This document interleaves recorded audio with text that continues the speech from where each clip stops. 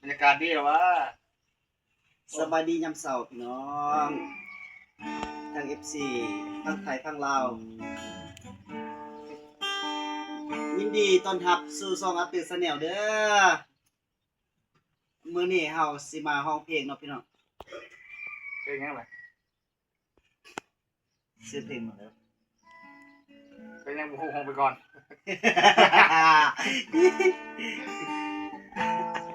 ร้องเลยบ่ เออ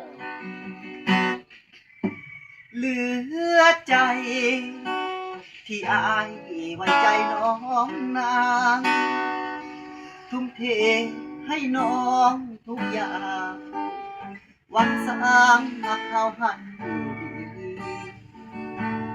หาเงินสร้างตัวหวังอยู่กินตลอดชีวิตอยู่ห้องเศร้าอยู่ห้องกันหลายปีบ่ขาดจะมีแนวคิดเปลี่ยนผ่านหาเงินเท่าใดส่งให้ทุกเดือน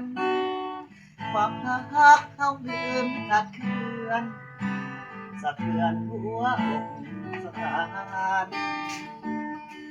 ทั่วไปหาเงินหวังสร้างครอบครัวคือสร้าง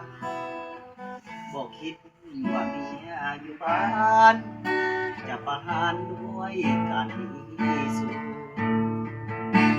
มาถึงวันนี้ความรักมาพังทลายน้องเปลี่ยนไปสายใหม่จากใจ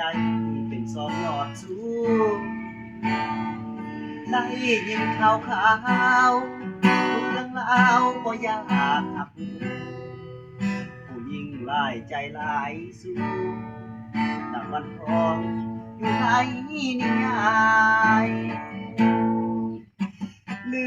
อทนหน้ามนเหตุกันได้น้อง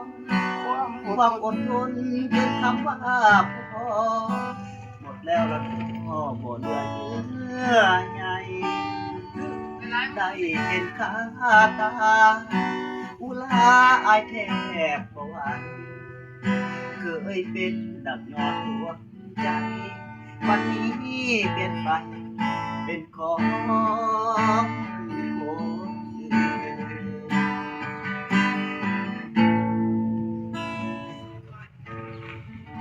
อย่างไรเรียนต่อไปเพราะว่า พอเลยเนาะ พอแล้วจะเป็นเอาแบบพร้อมปากพร้อมคอมานาไปฟังอะไรกันเพลงพวกเขาก็เมื่อจบลงเท่านี้เนาะพี่น้องเนาะ